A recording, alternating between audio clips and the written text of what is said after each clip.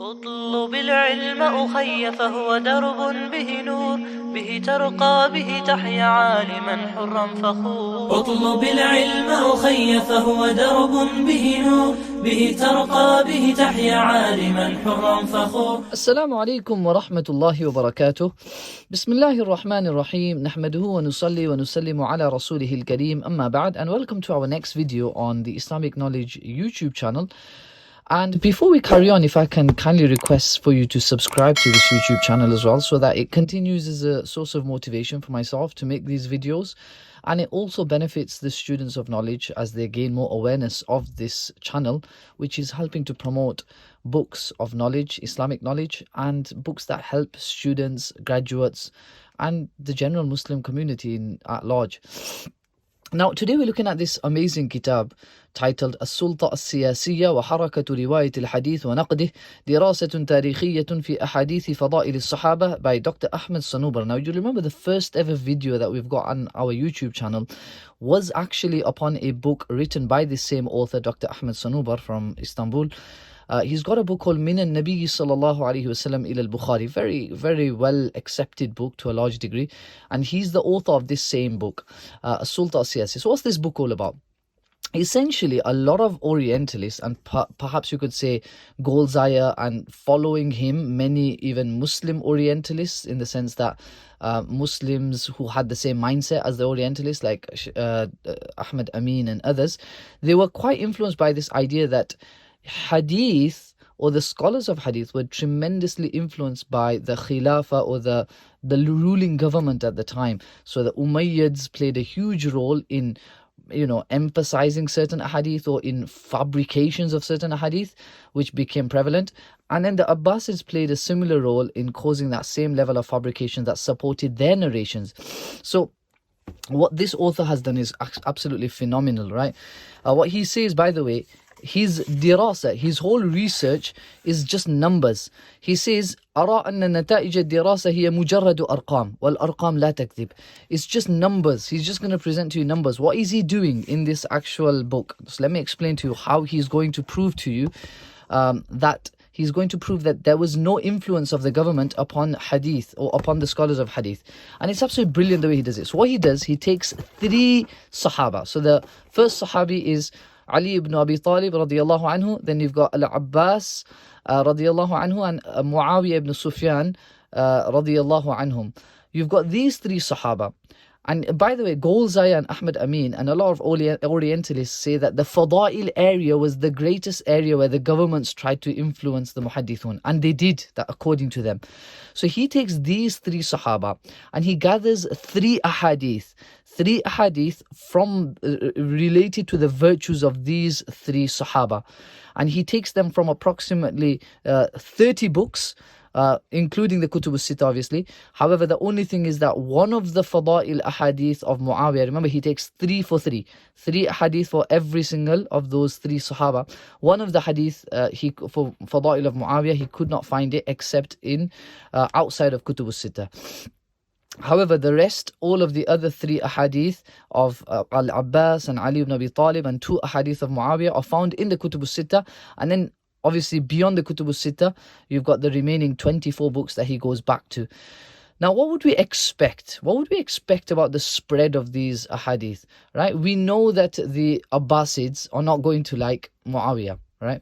And we know that the Umayyads would, you would expect the hadith of Abbas, if the reality was that the government was influencing hadith, what would we expect? We'd expect that the Fadail of Abbas would not become so famous during the Umayyad period, and then a huge explosion is happening during the Abbasid period, right? And what would we expect about the hadith of the Fadail of Muawiyah, right? Of Ali radiyallahu anhu, sorry. Well, we know the Umayyads were not going to be, they weren't huge fans of Ali ibn Abi Talib radiyallahu anhu, and there's obviously, claims of them even swearing and insulting Ali radiyallahu anhu, na'udhu billah. And in all honesty, the Abbasids also were not big fans, in the sense that they betrayed the Ahlul Bayt and the Alid movement that was working with them. They kind of betrayed them, and we know that the followers of Ali radiallahu anhu and the ancestors, or you could say the progeny of Ali radiallahu anhu, were not too happy with the Abbasids, and we know this from the historical sources. So we'd expect the hadith of the fada'il of Ali radiallahu anhu to be low in both generations. The Umayyads are trying to clamp it out and the Abbasids are trying to clamp it out. So it just doesn't survive. So that's what we would expect. So again, let me repeat that. What would we expect? The fada'il of Abbas to be low at the start and then huge spread. We'd expect the opposite to happen for Muawiyah radiallahu anhu, like a huge spread in the Umayyad period and then everyone's trying to stamp it out in the Abbasid period. For Ali radiallahu anhu's narrations, we'd expect it to be really low in both generations. And the findings are absolutely contrary to that, right? So what he does is and by the way, the first, you could almost say the 150 sides is literally, he's going through all of these three hadith of these three companions and he presents to you like a chart for each hadith. So this is the hadith of Fada'il al-Abbas wa Muawiyah wa Ali fil Amsar al-Islamiyyah. And this hadith is, if I'm not mistaken, it's to do with Abbas radiallahu anhu. So for each of these Sahaba, he presents the hadith, and you got a massive one for Ali radiallahu anhu. And what does this all prove? What's the conclusions he comes to?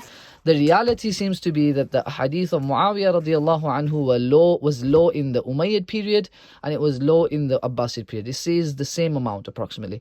The hadith of Abbas radiallahu anhu stay the same approximately in the Umayyad period as they do in the Abbasid period. It's approximately the same. They're quite low for both to some degree. You could argue relatively low. And the hadith of Ali radiallahu anhu are massive. I mean, literally every single hadith he's had to make like this type of funny thing that he's done in the book, where the really enjoyable thing you could say, where all the pages come out. And these are the hadith of Ali radiallahu anhu just essentially just spreading out in both periods, a huge explosion. So that tells you they never managed to stop anything. The governments did not play a huge role. I mean, these numbers don't lie, right? Numbers can't lie, can they? So this is incredible, research, I think. In fact, we notice, I mean, someone is incredible. He shows, this is incredible, of the Muhaddithun. In actually the Abbasid period, where Baghdad is the headquarter, we notice Imam Ahmad and Yahya ibn Ma'in, all of them, essentially labeling certain ahadith on the fadail of Abbas radiallahu anhu as complete fabrications. I mean, why would they, if the government was so influential upon the Muhaddithun, why would they even dare to make such comments? Which just shows the audacity of the Muhaddithun and, just the fearlessness and the God consciousness that they had. And they were not essentially lying in anything.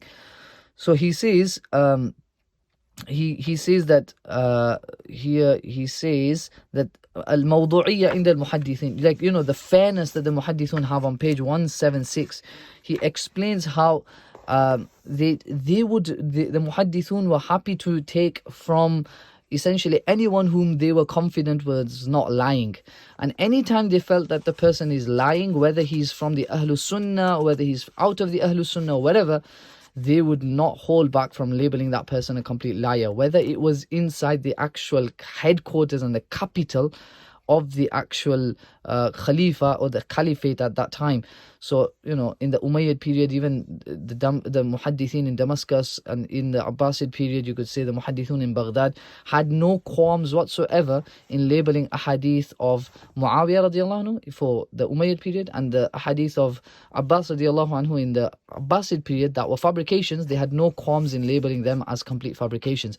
And then this last chapter is absolutely brilliant, when he says, إشكاليات منهجية في دراسة علاقة الحديث بالسلطة السياسية. When he's discussing, he mentions 4 key defects of those scholars, or not even scholars, individuals, Orientalists, are really just foolish people. I mean, I'm trying to watch my words carefully, but it's silly what they've done, because he mentions 4 huge problems with those who like to use this argument that it was the government was causing fabrications, and the hadith of Aisha radiallahu anha's marriage and everything was just basically, it was fabricated to support the government, was to support key movements in the government.